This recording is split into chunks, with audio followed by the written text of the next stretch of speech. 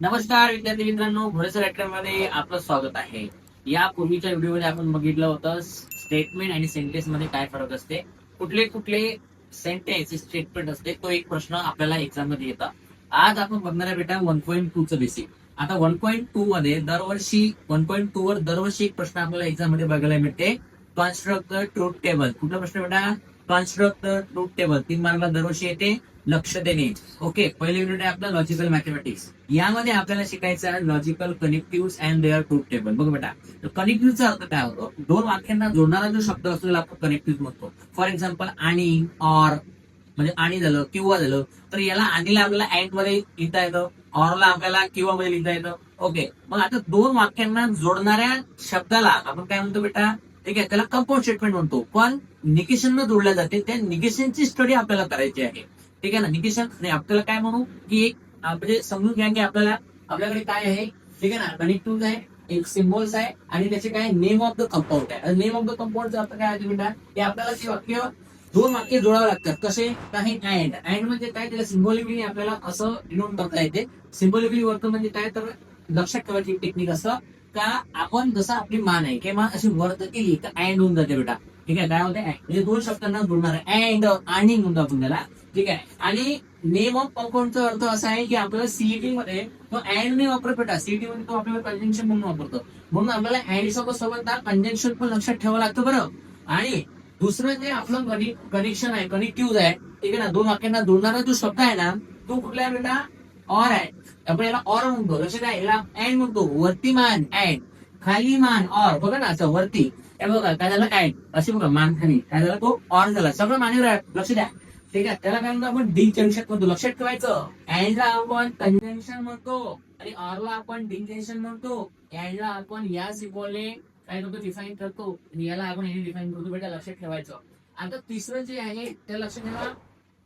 Okay, आणि तिसरा आहे तो आहे इफ अँड दे. आता बघा, दोन्ही शब्दांना सुरुवातीला इफ असतं, मदत दे नसतं आणि आपण तो दुसरा बघा कनेक्ट करतो. ठीक आहे ना, इफ आणि देन. आता इफ आणि देनला सिम्बॉलिकली या सिम्बॉल आपण दाखवतो, याला आपण इम्प्लिफिकेशन. या सिम्बॉलचं नाव काय बेटा? इम्प्लिफिकेशन. ठीक आहे ना. आणि याला नेम ऑफ द कंपाऊंड म्हणजे सीईटीच्या भाषेमध्ये म्हणा, सिम्पल मध्ये त्याला आपण काय म्हणतो? कंडिशनल म्हणतो. कंडिशनल लॉ म्हणतो किंवा कंडिशनल म्हणतो. If and they. ठीक आहे, इफ अँड दे अशा यारून आपण दाखवतो बेटा. आणि ह्या जर इम्प्लिकेशन आहे किंवा कंडिशन लॉ म्हणतो. अँड म्हणजे गरज आहे, सिम्बलला आपण इम्प्लिकेशन म्हणतो आणि जे तुमचं कंपाऊंड स्टेटमेंटचं जे नाव आहे त्याला आपण काय म्हणतो बेटा? कंडिशनल लॉ म्हणतो. ओके, त्यानंतर चौथं जे आहे ते इफ अँड ओनली इफ. काय लिहायचं बेटा आपल्याला? बघा, इफ अँड ओनली इफ. ठीक आहे ना, म्हणजे काय? दोन्ही साईडने इम्प्लिकेशन म्हणजे काय? Double double implication. बघा, त्याला काय म्हणलं आपण? Double implication. ओके, आणि इथं म्हटलं आपण त्याला बाय कंडिशनल. इथे कंडिशनल, इथं बाय कंडिशनल. इथे इम्प्लिकेशन, इथे डबल इम्प्लिकेशन. ठीक आहे ना, हे सगळे आपले काय कनेक्टिव्ह आहे, आपलं लक्षात ठेवावं लागते. त्यानंतर पाचवं जे आहे ते नॉट आहे. कारण नॉट काय तर एक निगेशन करायचं. आपल्याकडे जे सेंटेन्स आहे, जे वाक्य आहे, जे स्टेटमेंट आहे, त्याला निगेटिव्ह बोलायचं आहे, तर त्याला या सिम्बॉलने दाखवतो बेटा. असं ही जागा त्याचं निगेशन झालं. ओके, त्याला काय म्हणतो बेटा? निगेशन होतो. ओके, तर सगळ्यांनी ह्या गोष्टी लक्षात ठेवा. हे पाठ करून घ्या आधी. ओके, हे जर पाठ केलं तुम्ही तर तुम्हाला ट्रूथ टेबल कन्स्ट्रक्ट करताना फार जास्त टेन्शन येणार नाही. म्हणजे तुमच्याला इझिली पाठ होऊन जाईल. ठीक आहे ना. माझा पाठ आहे बघा ना. बघा, वरती बघतोय अँड, खाली बघतोय ऑर, या साईडला बघतोय इम्प्लिकेशन, दोन्ही साईडला बघतो आहे डबल इम्प्लिकेशन आणि निगेशन काय तर नाही.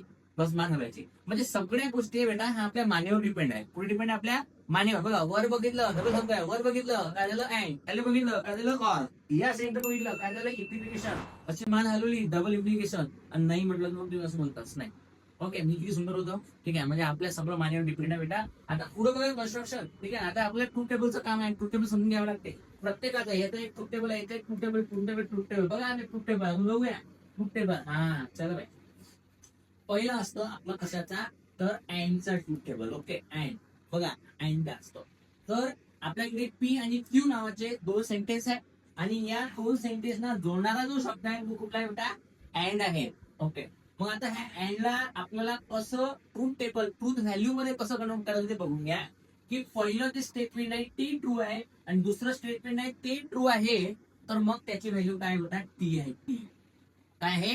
टी. म्हणजे दोन्हीही ट्रू जर असन तर अँड करताना टी म्हणजे वाचायचं कसं? तर T and T is equivalent to T.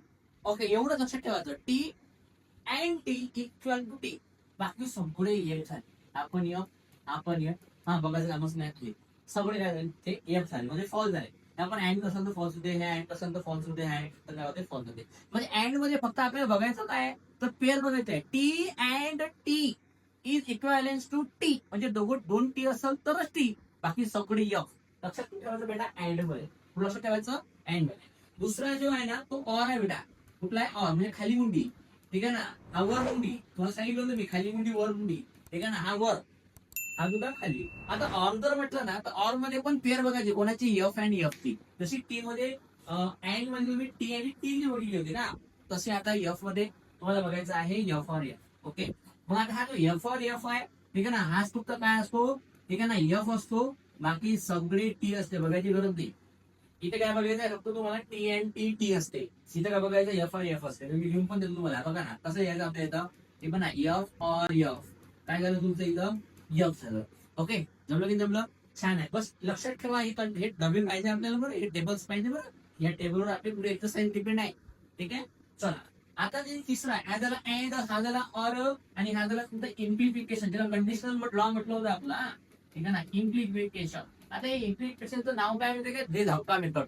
ठीक आहे ना, कोणती मेथड रे, दे धक्का, दे धक्का मेथड. आज तुम्ही सांगा रे दे धक्का मेथड काय आहे, मला नवीनच सांगतो. इथं काय आहे तर फक्त जो हा टी आहे म्हणजे ह्याची ट्रू व्हॅल्यू आहे, हे फक्त या एफ ला धक्का देते. असा धक्का दिला एफ हा तोंडावर पडते असा, म्हणजे समोर जाते. तोंडावर पडते म्हणजे कुठं समोर जाते. बघा ना, टी टी हा एफ ला धक्का देते आणि समोर एफ येते. बाकी सगळे काय झाले टी. म्हणजे एकच गोष्ट लक्षात ठेवायची आहे ना, अँड लक्षात ठेवायचं. टी अँड टी टी असते, एफ और एफ एफ असते, बाकी सगळे टी. आणि इथे तसंच ना, बघा ना एफ हा जो टी आहे हा एफ ला धक्का देते. धक्का देते म्हणजे इम्प्लिफिकेशन करते आणि कोणावर एफ येते, समोर एफ येते, बाकी सगळे टी झाले. मग एक गोष्ट ठेवायची इथं की टी इम्प्लाइज एफ, बाकी सगळे ठीक आहे ना. काय म्हणतो आपण एफ समोर येतो आणि बाकी सगळे टी झालं. आता हे डबल इम्प्लिफिकेशन. आता डबल इम्प्लिफिकेशन जर काय तर येतो पेअर मागता. पेअर म्हणजे कोण रे, टी आणि टी, टी टी आणि एफ एफ. इथं टी डबल इम्प्लिफिकेशन टी टी होते आणि एफ डबल इम्प्लिफिकेशन एफ पण टी होते, बाकी सगळे काय नाही तुमचे एफ. म्हणजे इथं जर पेअर लागते बघा ना, टी डबल इम्प्लाइज टी आणि एफ डबल इम्प्लाइज एफ. हे दोघे बेटा काय होतात तुम्हाला, तुमचे काय होतं इक्वॅलन्स टू टी होतात. बाकी सगळे काय पेअर म्हणतात. जोडी काय आपली इथे कोणाची टी टी ची आणि एफ एफ ची टी टी असते, बाकी सगळे एफ आहे. ओके, आणि इथं तिथे दोन आहे काय निगेशन आहे. काय आहे निगेशन. तर टी ट्रू असं निगेशन कसं म्हणतं त्याचं फॉल्स होईल, आणि हे तुमचं एफ आहे त्याचं काय तुमचं ठीक आहे ना असं टी होईल. ठीक आहे, तर हे जर ते लक्षात आलं असेल म्हणजे आपण म्हणू हे या पहिल्या स्लाइड वरचे हे सगळे तुमचे सिम्बॉल त्याचे नाव ठीक आहे ना, आणि या ठिकाणी पेज वरचं काय ते तुम्हाला अँडचा ट्रूथ टेबल, ऑरचा ट्रूथ टेबल, इम्प्लिफिकेशनचा truth table, double implication truth table आणि निगेशनचा ट्रूथ टेबल जर लक्षात आलं असेल तर मग तुम्हाला 1.3 काहीच कठीण जाणार नाही. 1.3 मध्ये आपण सगळी एक्सरसाइज छान शिकून घेऊ. प्रत्येक शब्द कसा आला काय आलाही शिकून घेऊ बेटा. टेन्शन घ्यायचं काही गरज नाहीये. तर आपल्या या व्हिडिओला बघायचं ठीक आहे बेटा, सबस्क्राईब करायचं. ओके बेटा, थँक्यू सो मच.